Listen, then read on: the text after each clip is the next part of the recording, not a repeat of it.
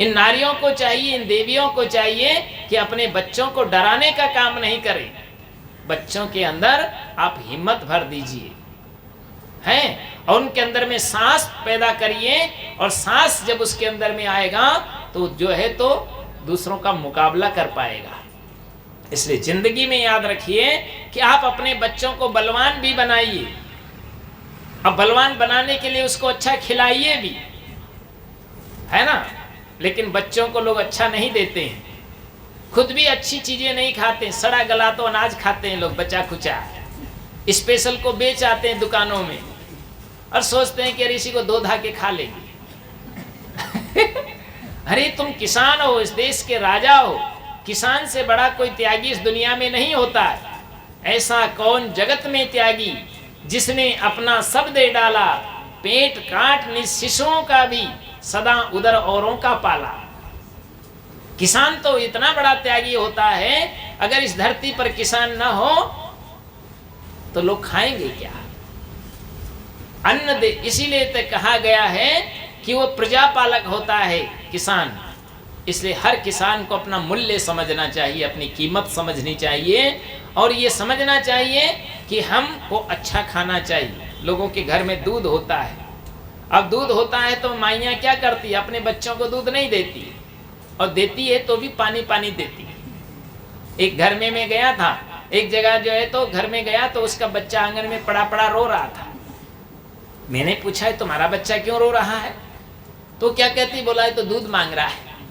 तो मैंने कहा दूध मांग रहा है तो रख दो इसको। तो वो क्या कहती, बोला ये तो रोज ही नहीं मांग तो रेज।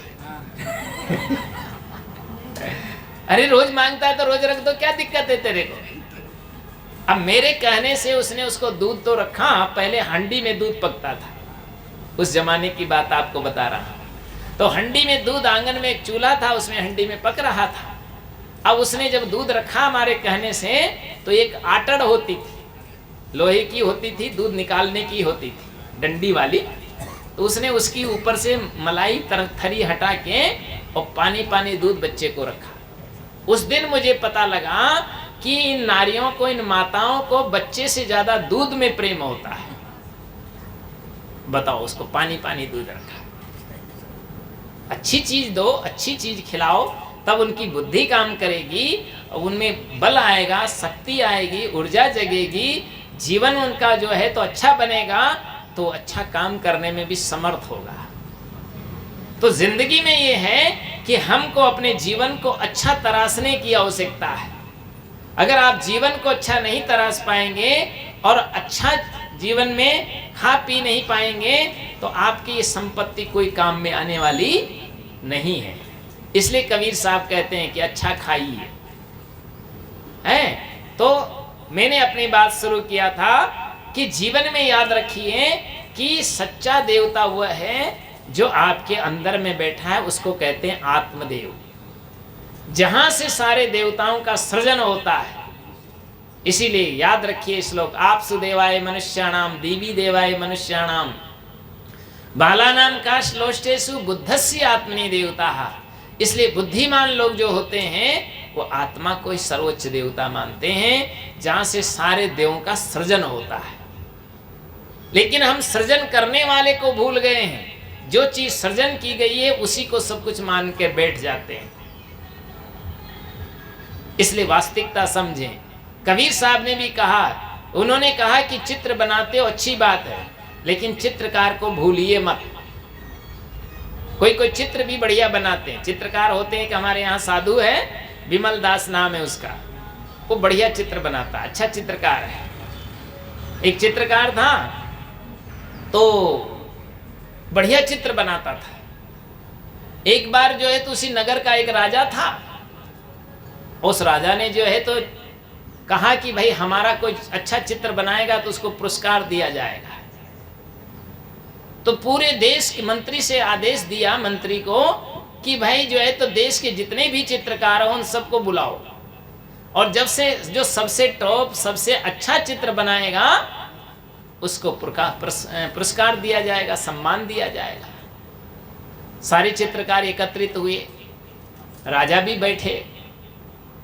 राजा ने कहा कि भाई आप सब चित्रकार हो, बड़े कलाकार हो, आप मेरा जो अच्छा चित्र बना करके लाएगा उसको सम्मान दिया जाएगा, पुरस्कार दिया जाएगा।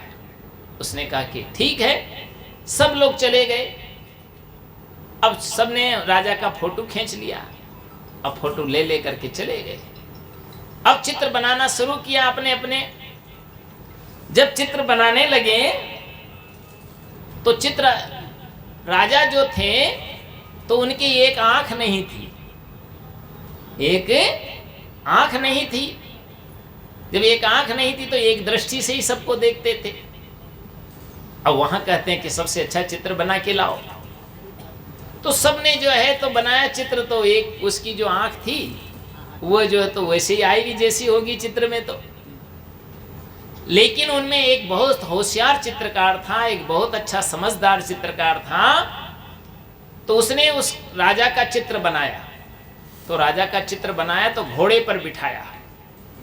अब घोड़े में बिठा करके और उसके हाथ में धनुष बाण पकड़ाया और सामने में एक जो है तो शिकार सामने खड़ा कर दिया।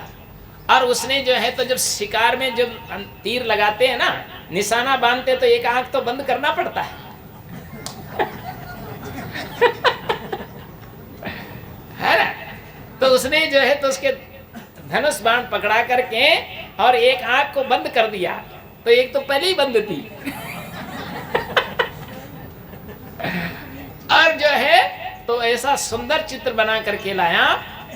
और एक सप्ताह के अंदर सब चित्रकार एकत्रित हुए और सबने कहा, राजा ने कहा भाई अपना अपना चित्र दिखाओ। सबने अपना अपना चित्र ला करके पेश किया। और जब वो चित्र लेकर के सबसे पीछे आया, उसने कहा राजन मैंने भी एक आपका चित्र बनाया है, टूटा फूटा, लेकिन आप मेरे चित्र को भी देखिए। जैसे ही राजा ने उसका चित्र देखा तो राजा तो खुश हो गया, गदगद हो गया। और राजा ने उसको सम्मान किया कि वास्तविक है कि तुमने ही सबसे अच्छा चित्र बनाया है। इसलिए कबीर साहब ने कहा कि चैचा चित्र रचो बड़ भारी, चित्र छाड़ते चेत चित्रकारी। जिन ये चित्र विचित्र होए खेला, और चित्र छाड़ते चेत चितेला। वह कहते हैं चित्र छोड़ करके और चित्रकार को समझो। जो चित्रकार को समझ लेता है वास्तविक में वही तो व्यक्ति जो है तो महान बन पाता है। क्योंकि जिसने अपनी गरिमा को नहीं समझा उसने कुछ भी नहीं समझा है। इसलिए अपनी गरिमा को समझना बहुत आवश्यक है। इसलिए कबीर साहब की बात वो याद रखिए जो मैंने शुरू किया था। कबीर साहब कहते हैं हिलमिल रहना और देखे खाना।